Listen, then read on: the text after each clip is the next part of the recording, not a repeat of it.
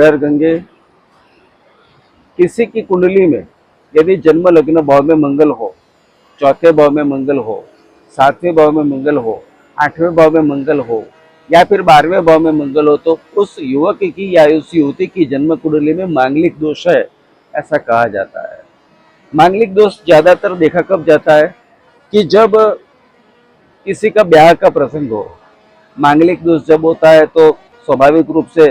कन्या के और युवक के ब्याह में कुछ विलंब आता है। तो मंगल पहले भाव में ये कहा जाता है कि मेष का मंगल हो तो मंगल दोष नहीं कहा जाता। चौथे भाव में वृश्चिक का मंगल हो तो मंगल दोष नहीं कहा जाता। सातवें भाव में मकर और मीन का मंगल हो तो मंगल नहीं कहा जाता। आठवें भाव में कर्क का मंगल हो तो मंगल नहीं कहा जाता। और 12वें भाव में यदि धन का मंगल हो तो मंगल नहीं कहा जाता। कभी कभी कुछ लोगों को देखा जाता है कि मंगल दोष से परेशान रहते हैं, तो मंगल दोष के कुछ उपाय है जो मैं आज बता रहा हूँ। मंगल दोष के कुछ उपाय है, जैसे किसी की कुंडली में मांगलिक दोष हो और कोई पंडित जी बताए तो लाल रुमाल अपने पास रखे,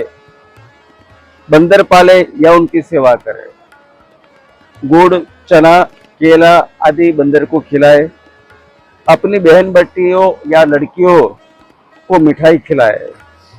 तंदूरी जो मिस्सी रोटी जो होती है, तंदूरी रोटी होती है, वो कुत्तों को खिलाए, तांबे या सोने की अंगूठी में मूंगा जड़वा कर धारण करे, निसंतान व्यक्ति से धन उपहार कभी न ले, चांदी के कड़े में तांबे की किल लगाकर धारण करे, घर में तथा ऑफिस में नौकर रखे, दक्षिण के द्वार वाले भवन में कभी न रहे, क्योंकि दक्षिण के द्वार को यम द्वार कहा जाता है, झूठ न बोले और झूठी गवाही न दे, मौसी साली या बुआ के घर जाए तो कभी ऐसे खाली हाथ न जाए, मिठाई लेकर जाए,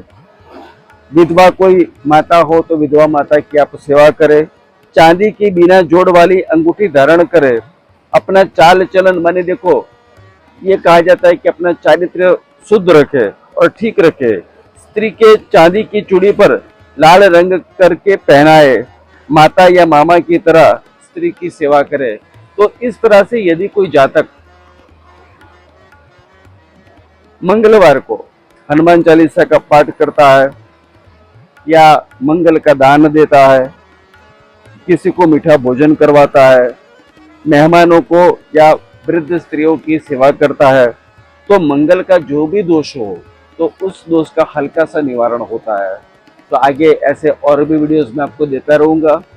यदि आपको ठीक लगे तो लाइक करिए और सब्सक्राइब करिए।